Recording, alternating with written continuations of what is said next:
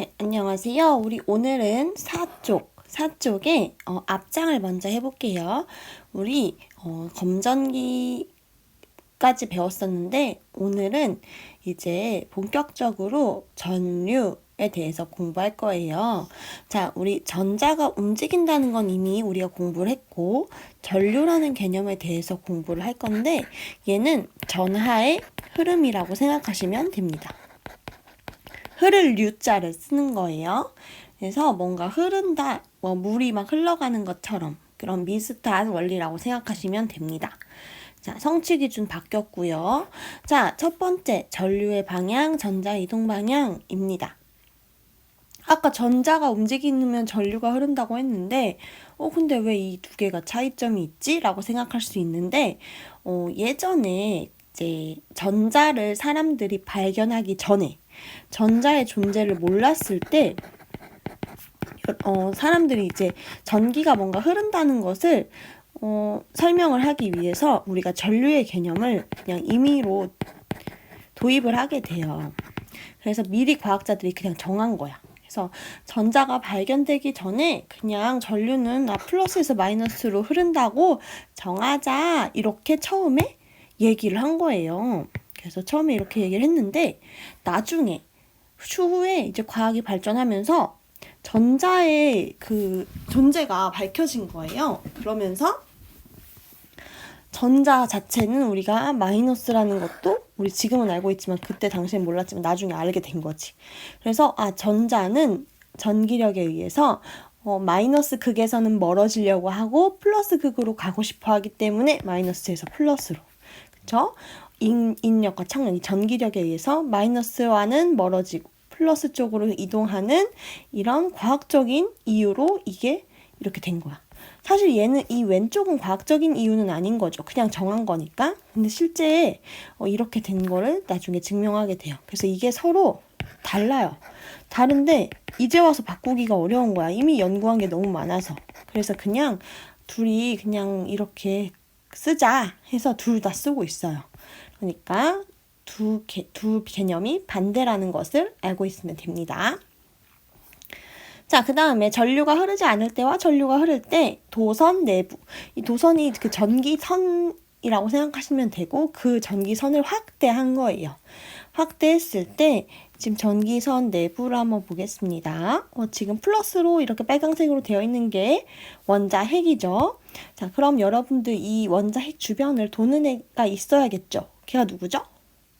전자. 그럼 지금 원자핵이 8개니까 전자도 한번 8개를 일단 그려줘 볼게요. 넷, 다섯, 여섯, 일곱, 여덟 이런 식으로. 자, 그런데 이 전자는요. 전류가 흐르지 않으면 전자들은 우리가 이제 금속에서 자유전자라고 얘기도 하는데 정말 여기저기 그냥 자기가 가고 싶은 대로 막 움직여요. 그냥 아무렇게나 방향 막 써주세요. 선생님이랑 똑같이 안 그려도 됩니다. 그래서 모든 방향으로 불규칙하게 움직입니다.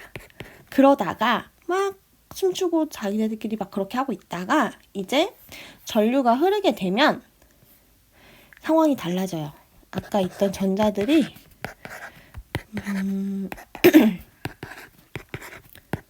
이 전자들이 전기가 흐르네? 그러면서 한쪽 방향으로 이제 가게 돼요. 그래서 여기가 만약에 마이너스 극이고 여기가 플러스 극이라고 하면 전자는 마이너스라고 했잖아요. 그러니까 이 전자는 어디를 향해 갈까요? 그쵸. 우리가 인력이 있기 때문에 대답한 거지? 자, 인력이 있기 때문에 플러스 극을 향해 얘네는 갈 겁니다. 마이너스 극에서 멀어지려고 하겠죠. 마이너스 극에서 플러스 극으로 한 방향으로 이렇게 흘러가요. 이렇게 한 방향으로 흘러가는 걸 우리는 이제 전류의 개념이라고 부르게 돼요. 플러스 극으로 인력 때문에 가는 거죠. 근데 이제 우리가 전자 이동 방향과 전류 방향은 다르니까 문제에서 뭘 물어볼지는 또 봐야 아는 거예요. 자, 세 번째에서 전류의 세기예요. 전류의 세기라는 것은 전류가 강하다 약하다의 기준을 세워야 되는데 그 기준을 세울 때 1초 동안 도선을 통과한 전하의 양이래. 이거는 선생님이 옛날에 무슨 통동동 대문을 열어라 뭐 이런 놀이 있잖아요. 그런 것처럼 통과할 때 보세요. 도선이 이렇게 있으면 이 순간적으로 이거를 통과할 때 딱 1초 동안 이 통과할 때 이 양이 얼마나 되냐. 이게 양이 많으면 그만큼 세다. 이 양이 별로 없으면 약하다. 이렇게 판단을 합니다. 그래서 도선 단면을 통과하는 전하의 양을 말해요. 이건 사실 고등학교 때 개념이 더 자세히 나오긴 하는데 여러분들이 알고 있으면 굉장히 도움이 되기 때문에 제가 자세히 적어놨고요. 전류의 세기를 단위가 있어요. 전류의 세기도 세면 뭐 100, 1000, 뭐 10,000 이렇게 갈 거 아니야. 그때 단위가 뒤에 A라고 쓰고요. 이름 읽을 때는 암페어라고 읽어요. 암페어. 자, 그래서 얘는 1암페어 이렇게 읽으면 돼요. 자, 그래서 이 1암페어의 뜻은 그래서 도대체 몇 개의 전자가 지나가냐? 몇 개나 지나갈 거야? 이거 예상할 수도 없어. 6.25 곱하기 10의 18승. 이거 한번 여러분들 이거 숫자로 한번 그려볼까요? 6, 2, 5하고도 0을 몇 개 그려야 돼? 16개. 하나, 둘, 셋, 넷, 다섯, 여섯, 일곱, 여덟, 아홉, 열, 열하나, 열둘, 열셋, 열넷, 열다섯, 열여섯. 이렇게 전자 엄청 많죠? 1초 동안 이 정도 지나간 게 1암페어라는 거예요. 이거 외워야 되나? 이거 외우지 않아도 돼요. 고등학교 가면 이제 외워야 되긴 하지만 여러분들 그냥 참고로 제가 적어놨고요. 네, 그래서 1암페어보다 더 작은 단위가 밀리암페어입니다. 그래서 만약에 일단 적을게요. 1000mA가 1암페어고요. 만약에 예를 들어서 100mA가 있다. 그럼 얘는 0.1암페어가 되겠죠. 자, 그래서 전류의 측정은요. 얘는 전류계라는 게 있어요. 이걸 사용할 건데 여러분들한테 이거는 제가 한번 가지고 와서 한번 보여는 드릴게요. 전류계를 사용한다. 전류계는 그래서 기호로 표시하면 암페어가 이렇게 있는 이런 기호로 표시하는데 이거는 뒤에서 한 번 더 얘기하겠습니다. 네, 뒤에 하겠는데요. 두 번째, 우리가 전류에 이어서 전압에 대해서 공부를 하겠습니다. 이 전압은요, 전류를 흐르게 하는 전압이라고 했죠. 그래서 사실 전기 압력의 줄임말이라고 전하 압력 또는 전기 압력 또는 전하 압력이긴 하지만 이것보다 더 중요한 의미가 바로 전류를 흐르게 하는 능력이라고 생각하는 게 훨씬 여러분들이 나중에 이해하기가 쉬울 거예요. 너무 중요해서 제가 형광펜으로 표시하겠습니다. 그래서 이 전압은 결국에 이 전압이 이 능력이 좋아야 전류가 잘 흐르게 한다는 거지. 그러니까 관련성이 굉장히 높겠죠, 전류랑. 그래서 단위는 우리가 아까 전류는 암페어라고 한다고 했잖아요. 이 전압을 나타내는 단위는 V라고 쓰고 읽을 때는 볼트라고 읽어요. 볼트. 이거 어디서 많이 들어봤지? 피카츄 100만 볼트 이런 거 몰라요? 피카츄도 하나 그려주세요. 그래야 볼트가 기억이 잘 날 거니까. 피카츄가 좀 이상하긴 하지만 꼬리도 막 이렇게 들어.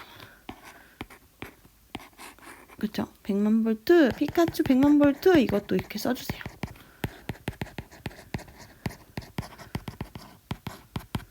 이때 볼트예요. 단위가 그렇습니다.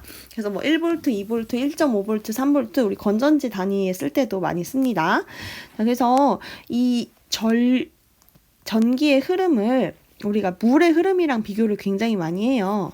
그래서 요 상황을 한번 생각하면 둘이 약간 비슷하거든요. 우리가 전기가 이렇게 흐를 때, 미안해요. 물이죠. 물이 흐를 때, 물이 흐르는지 안 흐르는지 파악할 때 우리 물레방아를 보거든요. 이 물레방아가 돌아가고 있으면, 맞아. 지금 물이 흐르고 있구나. 이렇게 파악할 수 있죠. 마찬가지로 이 전구가 처음에 꺼져 있으면, 전기가 안 통하네. 근데 전기가 켜져 있으면, 전기가 통하네. 이렇게 알 수 있는 것처럼. 그리고 이 스위치가 있고, 여기도 밸브가 있는 것처럼. 그다음에 또 우리가 얘를 이 물의 흐름을 이용하게 할 수 있는 이 펌프가 있어야 그게 흐를 수 있죠. 얘도 건전지가 있어야 흐를 수 있죠. 이런 것들 굉장히 비슷합니다. 그래서 이거를 좀 정리해 주자면 이 수압은 이 압력, 이 높이 차이, 압력 차이거든요. 얘가 수압을 의미하는 건데 결국 물 높이 차이, 이 수압이 바로 전압을 의미하는 거랑 똑같고요. 물의 흐름이 전류겠죠? 그 다음에 물레방아가 아까 우리 흘러가는 걸 확인할 수 있는 거, 전구랑 비슷한 역할을 할 거고, 수도관, 이 파이프 역할을 하는 게 도선이겠죠. 다음에 펌프가 있어야 우리가 물의 높이 차이를 이걸 한다고 했죠. 건전지. 전지가 건전지예요. 그 다음에 밸브, 스위치 얘랑 서로 비슷한 역할을 합니다. 이것도 굉장히 많이 물어봐요. 시험 문제나 문제집에서도. 그 다음에 전기기구와 이제 기호라고 하는데요. 이제 우리가 그 건전지를 다 선생님이 막 이렇게 해서 플러스 마이너스 이거를 다 맨날 이렇게 그려줄 수 없잖아. 전구도 막 이렇게 해서 전구 막 필라멘트까지 이렇게 그려야 되는데 이걸 하기가 너무 어려우니까 기호로 나타냅니다. 그래서 이 건전지는 한쪽은 짧게, 한쪽은 길게 그려주세요. 그리고 이거 연결한 도선이 있는데 이쪽이 마이너스고 긴 쪽이 플러스입니다. 이거를 이제 건전지를 간단하게 이렇게 나타낼 수 있고요. 전구는 이렇게 약간 몬스터볼이랑 비슷해. 이렇게 생겼어요. 전구. 그 다음에 저항은 지지지지 이렇게 그려주시면 돼요. 자, 그 다음에 전류계 이거 우리 아까 잠깐 얘기했는데 암페어 단위를 쓰고 전압계는 아까 볼트라고 했죠? 그래서 얘는 V라고 합니다.